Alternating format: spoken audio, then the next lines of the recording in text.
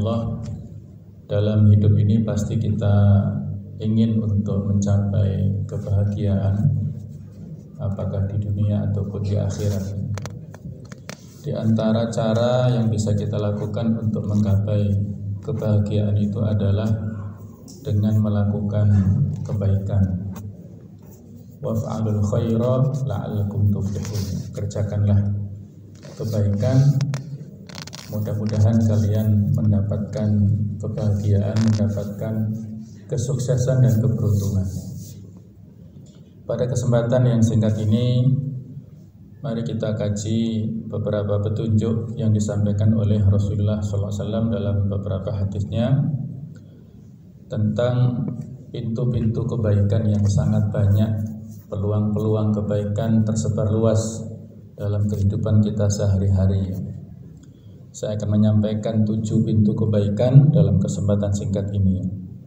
Yang pertama adalah bersikap ramah.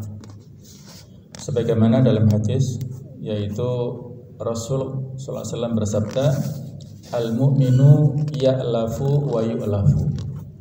Seorang mukmin itu adalah hendaknya dia memiliki sikap yang lembut atau yang ramah, ataupun diperlakukan dengan ramah. Wala khaira fi man la ya'lafu wa yu'lafu. Tidak ada kebaikan bagi seseorang yang tidak memiliki sikap ramah ataupun tidak diperlakukan dengan ramah. Wa khairun nas anfa'uhum linnas, dan sebaik-baik manusia adalah yang paling banyak memberikan manfaat kepada manusia yang lainnya. Inilah yang pertama ya. Jadi orang mukmin yang baik itu adalah seorang yang memiliki sifat yang ramah. Tutur katanya, kalimatnya, perilakunya itu senantiasa ramah, dan dia memperlakukan kepada orang lain juga dengan yang ramah, mendapat perlakuan dari yang lain juga dengan ramah. Masya Allah, dengan inilah kerukunan dalam bermasyarakat itu akan kita dapatkan. Yang kedua, pintu kebaikan itu adalah seorang yang diberikan usia panjang dan amalnya baik. Suatu saat Rasulullah SAW ditanya oleh seorang sahabat, "Ya Rasulullah, ayyun nasi khair?" Wahai Rasulullah, manusia seperti apa yang baik itu? Maka beliau memberikan jawaban, qala man tala umruhu wa hasuna amaluhu. Orang yang panjang usianya dan baik amalannya. Qala, kemudian penanya menyampaikan lagi, fa ayyun nasi syarrun, manusia bagaimana yang buruk itu? Qala, beliau menjawab, man tala umruhu wa sa'a amaluhu, orang yang panjang usianya tapi buruk amalannya. Hadis riwayat Tirmidzi dan Ahmad. Ini bisa kita evaluasi bersama pada diri kita masing-masing. Pada saat kita diberikan usia Allah Ta'ala, apakah 60 ataupun lebih ya, barangkali saudara kita atau orang tua kita yang masih hidup misalnya, usianya panjang. Kalau amalannya baik, semakin tua usianya, semakin dekat dengan masjid. Semakin usianya, semakin rajin tilawatul Quran, semakin rajin sedekah, ya, semakin rajin berbuat baik. Maka inilah orang yang baik menurut pandangan Rasulullah SAW dan juga pandangan Al-Quran ataupun pandangan Allah Ta'ala ya. Kebalikannya, orang tua tapi tidak baik amalannya, kata tua-tua keladi ya. Semakin tua semakin menjadi-jadi. Nah, barangkali dulu usia mudanya belum punya kemampuan atau belum punya uang lah ya untuk berfoya-foya. Nah, sekarang semakin mapan ya, semakin banyak pendapatannya. Barangkali ada yang dari pendapatan passive income misalnya. Nah, itu tidak semakin dekat dengan Allah tapi semakin jauh ya, dengan berfoya-foya melakukan banyak maksiat. Ini naudzubillah ya. Memang usia kematian tidak terukur banyak yang usia muda sudah mati, tapi ya juga tidak sedikit yang usia semakin tua juga sama-sama lebih dekat ya dengan kematian ya. Maka kita evaluasi bersama ya, dalam pandangan Islam semakin panjang usia maka harus memberikan produktivitas semakin banyak, amalnya semakin banyak. Yang ketiga adalah orang yang paling baik itu adalah yang paling baik dalam hal transaksinya atau dalam membayar ya, dalam hal interaksi muamalah. Dalam arti dikatakan fa inna khairan nas ahsanuhum qada'an. Sebaik-baik manusia adalah yang paling baik dalam menunaikan pembayarannya. Apakah dalam bentuk jual beli secara cash, secara kontan, ataukah dalam bentuk utang piutang. Kalau sudah jatuh tempo maka dibayar sesuai dengan yang dilakukan perjanjian antara masing-masing. Jadi semakin kita paling bagus memberikan pembayaran dan menunaikan transaksi dalam hal jual beli ataupun utang piutang maka semakin bagus. Yang keempat adalah orang yang baik itu adalah orang yang tidak menyakiti perasaan orang lain. Di dalam hadis dikatakan khairukum man yurja khairuhu. Sebaik-baik kalian adalah orang yang paling diharapkan kebaikannya. Wa yu'manu syarruhu, dan aman dari kejahatannya. Artinya tidak pernah mengganggu orang lain. Wa syarrukum man la yurja khairuhu wa la yu'manu syarruhu. Seburuk-buruk kalian adalah orang yang tidak diharapkan kebaikannya dan juga tidak bisa merasa aman daripada keburukannya. Artinya dia susah ya, peluang ataupun orang lain merasa terganggu dengan kehadiran orang itu. Kalau tidak datang, yang lain merasa aman ya. Tidak diganggu dengan kalimat-kalimatnya, dengan komentarnya, atau dengan perilakunya buruk kepada yang lainnya. Nah, inilah ya orang yang baik, itu orang yang senantiasa berpotensi memberikan kebaikannya kepada yang lain dan menahan diri dari keburukannya itu. Diberikan sebuah pertanyaan dalam hadis yang lain oleh seorang sahabat kepada Nabi sallallahu alaihi wasallam, ayyul muslimina khair, orang muslim yang bagaimana baik itu Rasulullah? Beliau memberikan jawaban, man salimal muslimuna min lisanihi wa yadihi, muttafaqun alaih. Orang muslim yang baik itu adalah ketika orang-orang muslim yang lain merasa selamat dari lisannya dan tangannya. Jamaah sekalian, kalau dengan lisan ini sekarang ini luas ya, pergaulan kita, komunikasi kita ini luas. Kalau dalam interaksi secara langsung barangkali ini sudah bisa kita maklumi dan kita bisa menahan diri lah ya. Yang sering sekarang ini adalah kita susah untuk menahan diri dari bermedia sosial.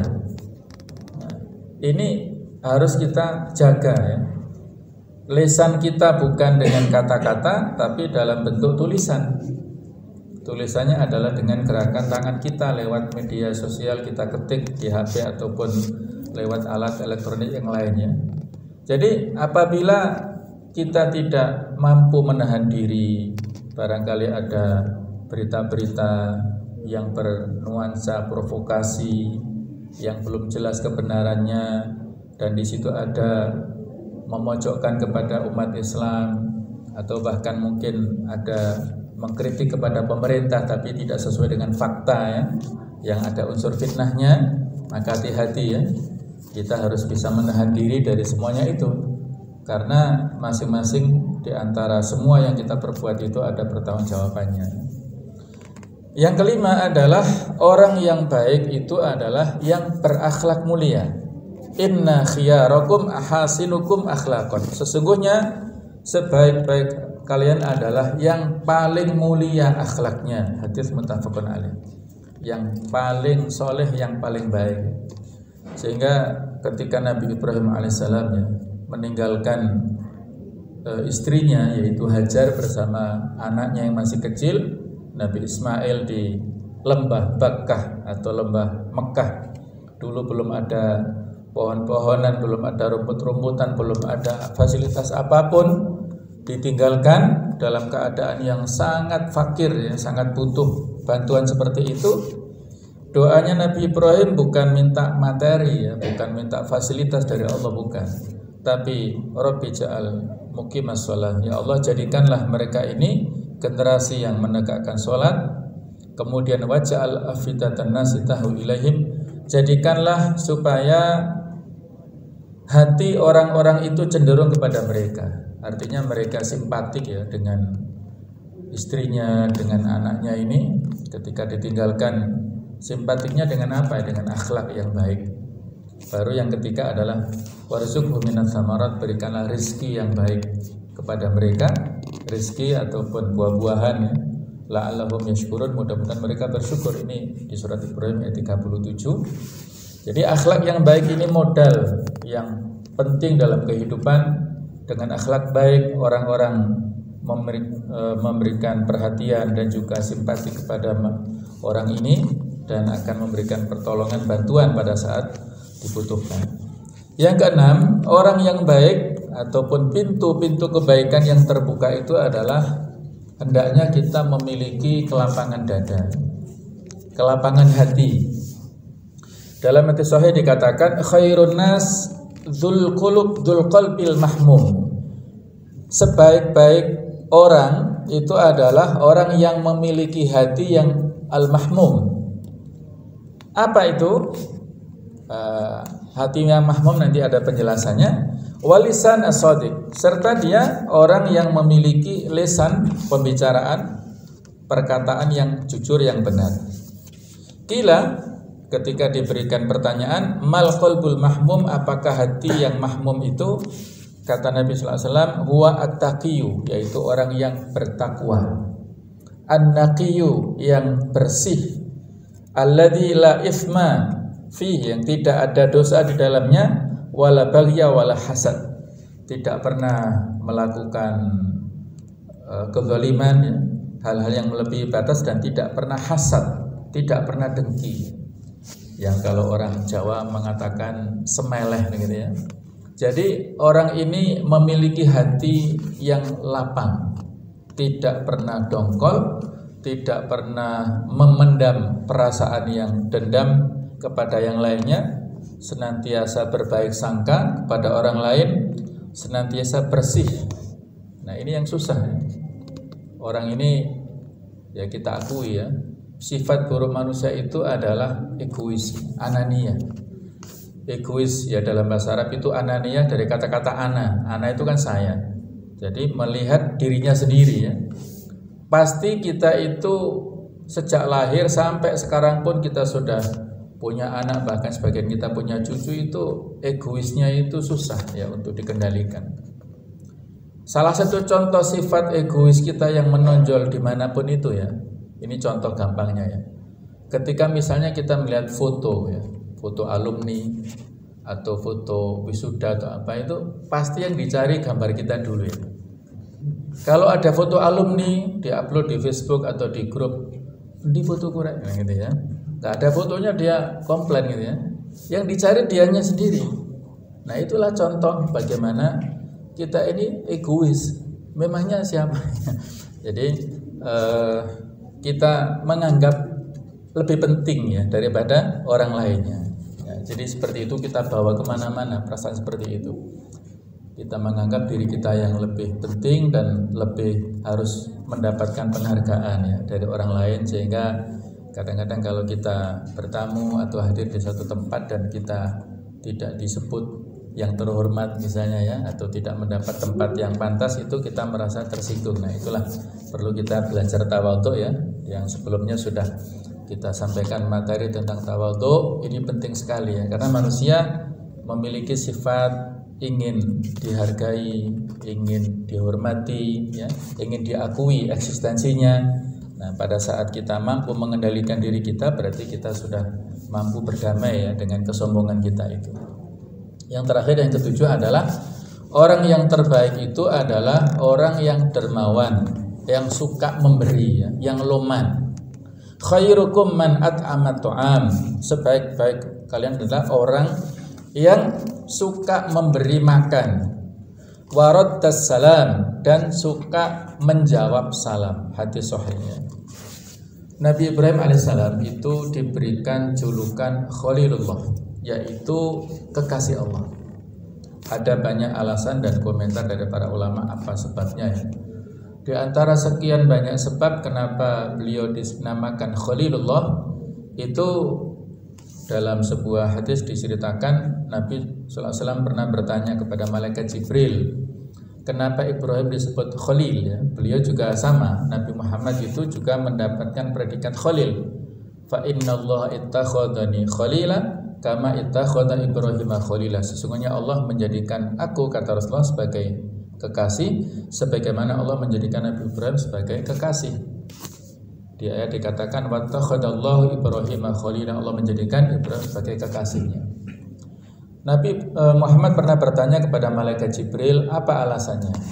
Kata malaikat Jibril, Ibrahim ini punya kebiasaan tidak pernah makan sendirian, tapi senantiasa mengajak orang lain untuk bersama-sama makan.